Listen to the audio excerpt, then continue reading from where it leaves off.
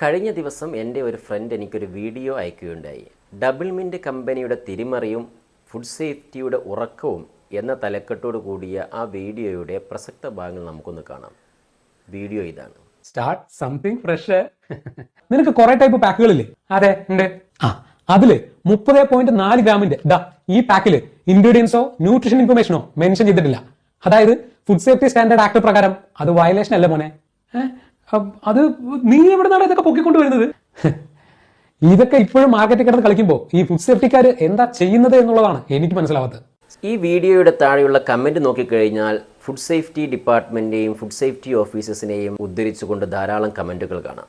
സത്യത്തിൽ ഇത്തരത്തിൽ ഇൻഗ്രീഡിയൻസും അതുപോലെ ന്യൂട്രീഷണൽ ഇൻഫർമേഷനും ഒന്നും കൊടുക്കാതെ ഇത്തരത്തിൽ ഡബിൾ മിൻറ്റ് പാക്കറ്റുകൾ വിൽപ്പന നടത്തുമ്പോൾ എന്തുകൊണ്ടായിരിക്കും ഫുഡ് സേഫ്റ്റി ഡിപ്പാർട്ട്മെൻറ്റുകൾ യാതൊരു നടപടിയും സ്വീകരിക്കാതിരിക്കുന്നത്? നമുക്കതിൻ്റെ വസ്തുതയൊന്ന് അന്വേഷിക്കാം.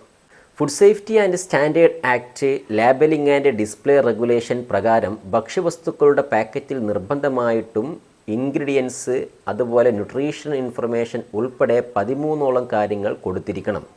എന്നാൽ ഡബിൾ മിൻറ്റ് പാക്കറ്റിൽ ഇത്തരത്തിൽ ന്യൂട്രീഷണൽ ഇൻഫർമേഷനോ അതുപോലെ ലിസ്റ്റ് ഓഫ് ഇൻഗ്രീഡിയൻസോ കൊടുക്കാതെ ഇത്തരത്തിൽ എന്തുകൊണ്ടായിരിക്കും വിൽക്കപ്പെടുന്നത്?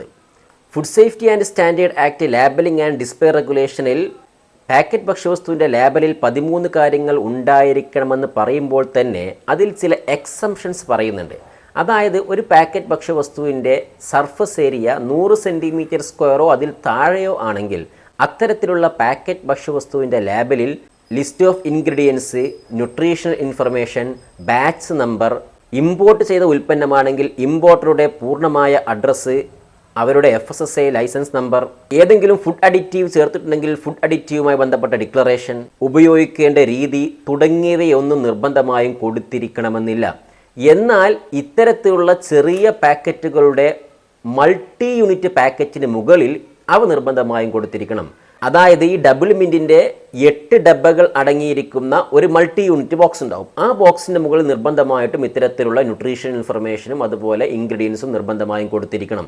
എന്നാൽ ഈ ചെറിയ ഡബ്ബയുടെ മുകളിൽ അതിൻ്റെ സർഫസ് ഏരിയ 100 സെൻറ്റിമീറ്റർ സ്ക്വയറോ അതിൽ താഴെയോ ആയതുകൊണ്ട് നിർബന്ധമായിട്ടും ഇവ കൊടുത്തിരിക്കണമെന്നില്ല. അതുകൊണ്ട് തന്നെയാണ് വലിയ ആ ബോക്സിൻ്റെ മുകളിൽ, അതായത് മൾട്ടി യൂണിറ്റ് ബോക്സിൻ്റെ മുകളിൽ നമ്മൾ നോക്കുകയാണെങ്കിൽ തീർച്ചയായിട്ടും ഇത്തരത്തിലുള്ള ന്യൂട്രീഷൻ ഇൻഫർമേഷനും ലിസ്റ്റ് ഓഫ് ഇൻഗ്രീഡിയൻസും നിങ്ങൾക്ക് കാണാൻ കഴിയും. അതുപോലെ തന്നെ ഒരു പാക്കറ്റ് ഭക്ഷ്യവസ്തുവിൻ്റെ സർഫസ് ഏരിയ 30 സെൻറ്റിമീറ്റർ സ്ക്വയറോ അതിൽ താഴെയോ ആണെങ്കിൽ മാനുഫാക്ചറിംഗ് ഡേറ്റും എക്സ്പയറി ഡേറ്റും നിർബന്ധമായിട്ടും കൊടുത്തിരിക്കണമെന്നില്ല മറ്റു കാര്യങ്ങളുടെ പോലെ തന്നെ.